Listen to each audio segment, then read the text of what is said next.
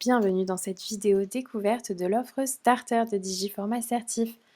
Afin de vérifier que vous êtes arrivé au bon endroit, cette offre a été pensée pour les petits certificateurs, ceux qui se lancent dans la certification et puis les OF indépendants. Alors si vous vous reconnaissez dans cette typologie de certificateur, vous êtes effectivement au bon endroit. L'offre Starter dont nous allons parler dans cette vidéo fait la promesse qui est la suivante, permettre de gérer l'essentiel du réglementaire pour seulement 99 € par mois. Quand je parle de l'essentiel du réglementaire, je parle de l'inscription des candidats, du pilotage des jurys, de la transmission des parchemins, de l'accrochage des certifiés et des enquêtes d'insertion professionnelle. Nous sommes donc sur une gestion à 360 de vos certifications professionnelles. Nous allons maintenant rentrer dans le détail de ces différents axes fonctionnels au travers d'une démonstration illustrée par différentes captures d'écran pour que vous puissiez vous projeter dans le pilotage de vos certifications avec cette offre Starter. Première partie, les intervenants. Ce que je vais appeler les intervenants, ce ne sont pas les intervenants au sens de formateur, mais bien les intervenants sur le parcours de certification.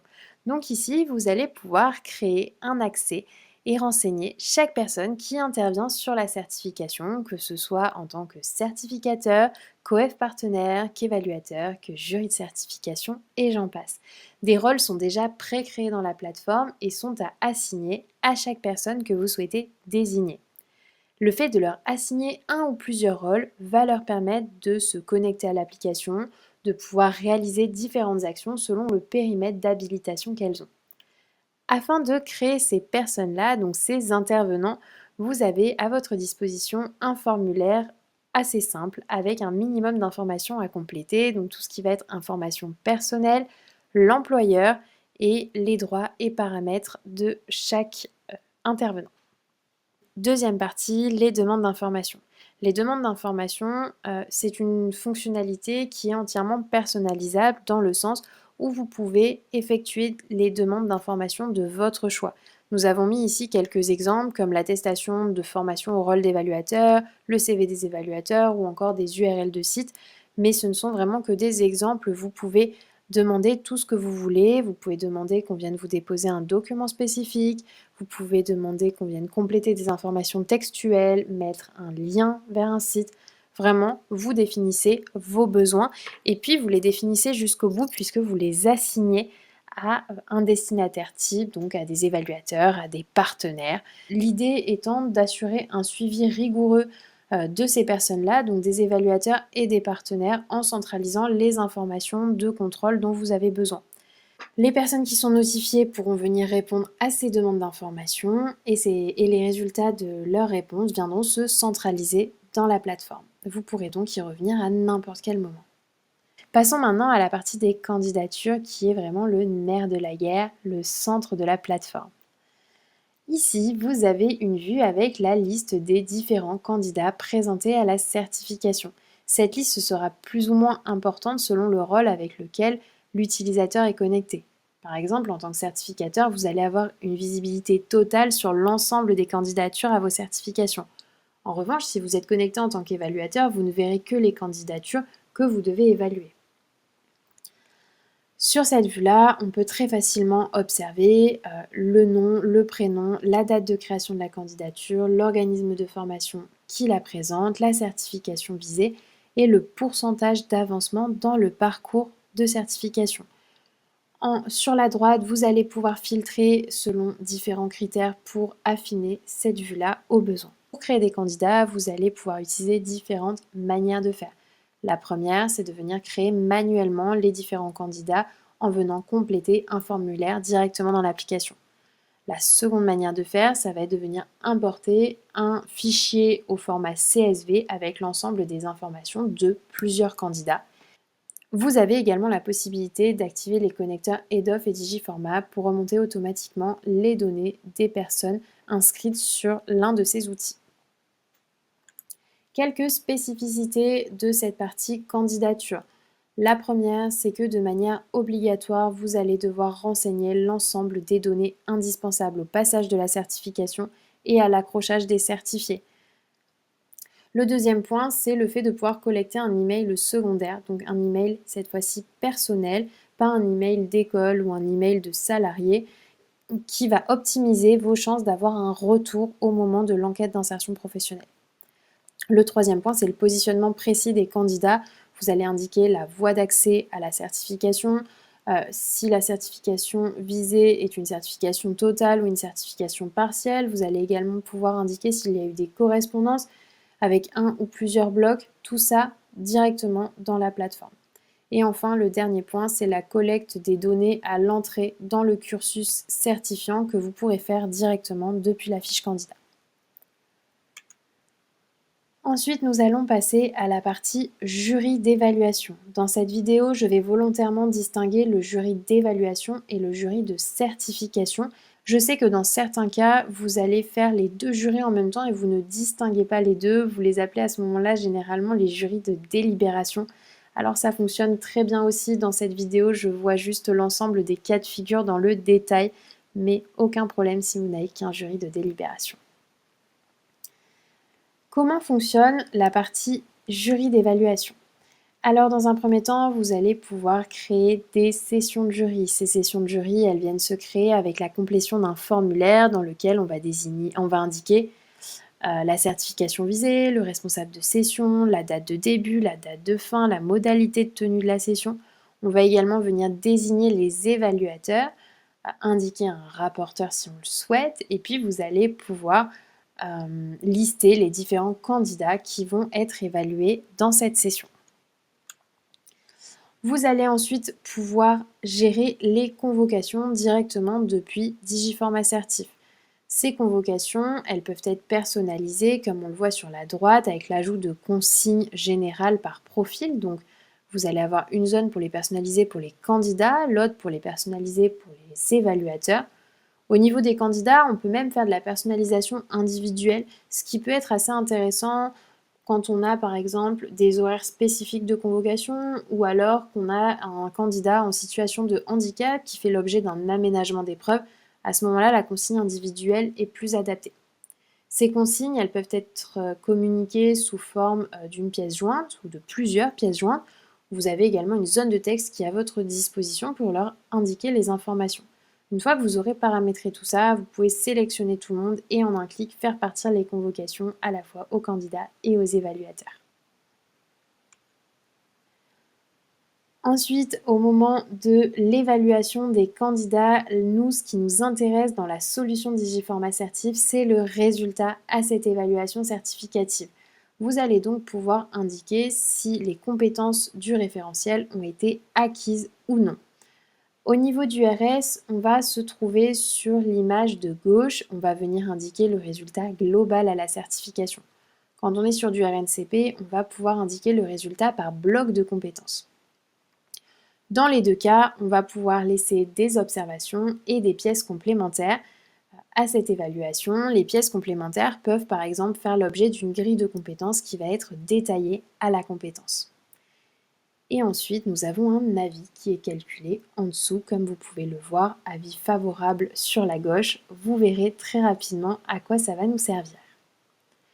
Une fois que nous avons évalué l'ensemble des candidats de la session de jury, les évaluateurs vont être invités à signer électroniquement le PV de ce jury d'évaluation. La signature électronique chez Digiform Assertif, elle fonctionne soit en se connectant en ligne, nous voyons apparaître un bouton pour signer directement en ligne, soit nous allons faire de la signature par SMS ou par email. Ensuite, une fois que l'ensemble des membres du jury a signé électroniquement ce PV, ce document-là va se générer automatiquement dans la plateforme et puis se centraliser. Donc dans le temps, vous pourrez y revenir autant que besoin. Vous n'avez pas besoin de le sauvegarder sur un drive à côté. Le modèle de PV est celui que vous voyez sur la gauche. Vous allez retrouver l'ensemble des informations de la session de jury avec l'endroit, la date, les personnes qui étaient présentes et les résultats qui ont été émis suite aux évaluations. Nous allons à présent passer dans le jury de certification qui fonctionne de manière assez similaire dans sa création, puisque vous allez de la même façon venir créer un jury de certification en remplissant différentes informations du formulaire. Ce qui va particulièrement changer ici, c'est que vous n'allez pas avoir besoin de sélectionner les candidats qui vont passer en jury, puisque seront proposés tous les candidats qui correspondent aux critères paramétrés dans la session. La vue de ce jury est forcément différente puisqu'ici l'objectif n'est pas de venir évaluer les compétences mais de venir délivrer la certification au regard des résultats à l'évaluation. Vous allez donc avoir sur la gauche une légende qui vous indique au travers d'un code couleur les différents cas de figure et les différents résultats des candidats à la certification.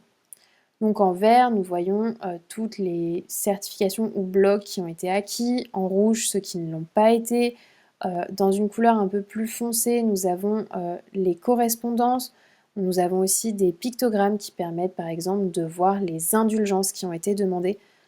Enfin, je ne vais pas rentrer dans tous les détails, mais vous avez bien compris, tous les cas de figure peuvent être visibles très rapidement en un coup d'œil. Vous pourrez donc venir prendre ensuite vos décisions de manière individuelle ou en lot en sélectionnant plusieurs candidats. Vous pourrez aussi venir saisir des commentaires qui pourront être transmis aux candidats en même temps que les résultats à la certification, mais aussi des commentaires pour garder une trace des échanges du jury. Une fois que l'ensemble des décisions a été prise de la même façon, les membres du jury sont invités à signer électroniquement les procès-verbaux de ce jury de certification. Il y a un regroupement automatique qui peut se faire par certification, voire par partenaire et par certification. Et encore une fois, ces documents de procès-verbaux vont se générer automatiquement. À présent, nous allons passer au post-certification. Donc tout déjà, la première étape, c'est la délivrance des parchemins. Vous avez l'obligation de transmettre les résultats à la certification au travers d'un document qu'on appelle les parchemins. Un parchemin, ça ressemble à ce que vous voyez à l'écran. Bien évidemment, dans la solution, vous allez pouvoir les personnaliser pour qu'ils correspondent à vos critères, à votre charte graphique et à votre organisme. Ici, nous avons un exemple de parchemin qui va être transmis à l'ensemble des personnes titularisées.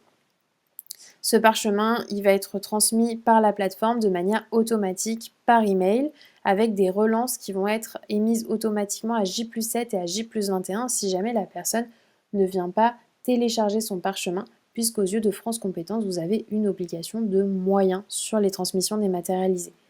À côté de ça, rien ne vous empêche de venir générer au format PDF vos parchemins afin de faire de la remise en main propre auprès de vos certifiés. Pour la partie accrochage des certifiés, nous allons détailler comment cela fonctionne depuis la plateforme. Petite parenthèse pour ceux qui ne savent pas ce que c'est l'accrochage, vous pouvez vous rendre sur notre site internet www.digiformat-certif.com. Dans l'onglet Livre blanc, vous retrouverez un guide pratique qui vous explique pas à pas l'ensemble de la démarche. En ce qui concerne le logiciel, vous allez pouvoir venir générer l'ensemble des fichiers XML déjà complétés et conformes au dictionnaire des données de la Caisse des dépôts. Vous téléchargez ce fichier XML, vous le déposez sur le portail des certificateurs. Ensuite, vous récupérez l'accusé de traitement que vous remet la Caisse des dépôts et vous venez l'importer dans Digiformat Certif. Ça permettra au logiciel d'assurer un suivi complet des déclarations qui ont été effectuées, puisque c'est ce qu'on voit sur la capture d'écran à droite, vous verrez vos lignes changer de couleur. Si cela passe en vert, c'est que les transmissions ont été faites correctement. Si vous avez un message d'erreur qui s'affiche en rouge, c'est qu'il y a eu une erreur de transmission. Si jamais vous avez des erreurs, vous allez pouvoir les traiter directement depuis la solution. Vous pourrez sélectionner l'ensemble des titulaires en erreur, leur envoyer un email en un clic afin qu'ils vous indiquent les erreurs de données que vous avez entrées dans la plateforme. Généralement, ça va être une erreur de frappe sur le nom de famille ou sur l'année de naissance, des choses comme ça. Une fois qu'ils vous auront indiqué les modifications à apporter, vous pourrez venir les corriger directement dans la solution et régénérer un nouveau fichier XML. Nous avons ensuite une partie enquête d'insertion professionnelle. Ces enquêtes d'insertion, elles vont permettre de mesurer l'impact de la certification sur le devenir professionnel des personnes que vous certifiez. Si vous êtes certificateur sur du RNCP, vous le savez, c'est une enquête qui est obligatoire à mener à minima à 6 mois. Quand on est sur du RS, il n'y a rien d'obligatoire en tant que tel. Toutefois, nous ne pouvons que vous recommander de les mener, sachant qu'elles sont automatisées et que vous n'avez rien à faire à partir du moment où vous utilisez Digiformat Certif. Alors, comment ça se passe ? Quand on est dans le RNCP, on va envoyer des enquêtes à 6, 12 et 24 mois pour que vous puissiez avoir un suivi moyen-long terme. Quand on est dans du RS, ce suivi-là n'est pas nécessaire, alors on va faire seulement un envoi à 6 mois. Les enquêtes qui sont paramétrées par défaut dans les plateformes, ce sont les enquêtes qui sont attendues par France Compétences. On s'est basé sur le modèle de tableau qui est à leur remettre pour pouvoir questionner les titulaires sur les différents éléments et remplir les cases de ce fameux tableau. Donc ces enquêtes, elles sont envoyées par email et si jamais nous n'avons pas de retour, nous allons faire une relance par email encore une fois. Si jamais vous avez des taux de retour un petit peu faibles, vous pourrez les compléter en faisant des campagnes de phoning directement depuis la solution. Une fois vos enquêtes menées à bien et vos renouvellements en cours de préparation, vous pourrez exporter l'ensemble des résultats de ces enquêtes directement sur le tableau attendu par France Compétences. Et enfin, nous avons 2 portails statistiques, l'un qui va être lié aux enquêtes d'insertion, donc vous allez retrouver notamment le taux d'ouverture, de clics ou le nombre de répondants. Quand on est dans du RNCP, les statistiques sont un peu plus complètes puisqu'on va avoir un graphique sur l'insertion professionnelle ou l'évolution de la situation selon l'enquête. Et sur la droite, vous voyez un portail statistique qui, lui, va venir retracer l'évolution du nombre de candidatures et leur statut dans le temps. Donc vous allez avoir des graphiques et des chiffres qui vous permettent de voir combien vous avez eu d'inscrits, d'admis, d'abandons, de refusés. Tout ça, vous pourrez le voir par certification, par année, sur une période donnée, et vous pourrez jouer avec les filtres pour affiner l'affichage. Nous arrivons à la fin des fonctionnalités de l'offre Starter. Comme vous pouvez le voir, on est vraiment sur une démarche à 360. Maintenant, pour les plus courageux, nous allons rapidement voir comment se passe sa mise en place, son utilisation et l'évolution d'une offre à l'autre. La mise en place, elle se fait par nos équipes et nous mettons déjà en place quelques configurations selon la façon dont vous fonctionnez. Typiquement, est-ce que vous avez un ou deux jurys? Cette plateforme, elle va vous être livrée avec un manuel d'utilisation qui va vous permettre pas à pas de prendre en main la solution et de finaliser les configurations pour coller à vos propres process. Dans le temps, en cas de question, vous allez pouvoir échanger avec le bot de Digiform Assertif qui est accessible en bas à droite de vos applications. C'est un bot à qui vous pouvez poser toutes vos questions et qui vous renverra vers l'aide en ligne et les articles correspondants pour que vous puissiez utiliser facilement la solution et ne pas rester bloqué lorsque vous avez oublié comment réaliser telle ou telle action. Et enfin, un autre outil assez intéressant auquel vous aurez accès en mettant en place la solution, c'est la boîte à idées. C'est une boîte à idées collaborative sur laquelle vous pouvez à la fois partager des idées d'amélioration, d'évolution fonctionnelle, mais aussi voter pour les propositions faites par d'autres certificateurs utilisateurs de la solution Digiform Assertif. Et enfin, je terminerai avec une question qui nous est régulièrement posée, à savoir comment évoluer sur des offres supérieures et qu'est-ce qu'elles offrent.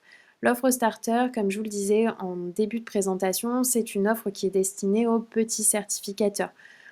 Dès lors que vous allez évoluer ou si vous avez des processus certificatifs très spécifiques avec un besoin de digitalisation supplémentaire, les offres avec parcours vont être plus intéressantes pour vous.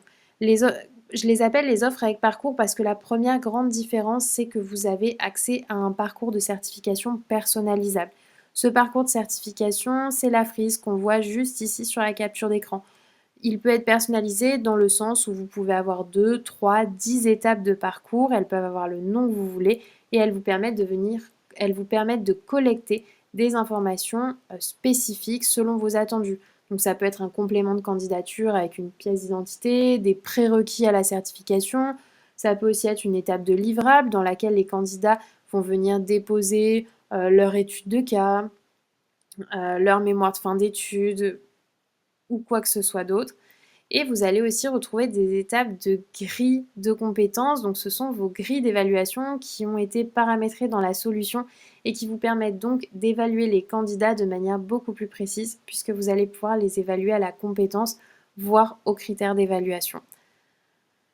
Cette offre avec parcours, c'est une offre que nous allons recommander, notamment si vous êtes dans une logique de développement de réseau de partenaires, puisque déjà ce parcours va permettre de beaucoup plus encadrer les OF partenaires, mais aussi parce que vous allez avoir accès à d'autres fonctionnalités plus avancées qui vont vous permettre de gérer votre relation avec eux. Donc par exemple, on va retrouver les demandes d'informations qui sont avancées avec des statuts de conformité ou encore du tracking des URL de communication. Mais encore une fois, ce que je vous propose à la suite de cette vidéo, c'est de nous contacter directement pour que l'on puisse approfondir votre besoin et étudier avec vous si cette offre est la plus adaptée à votre organisme.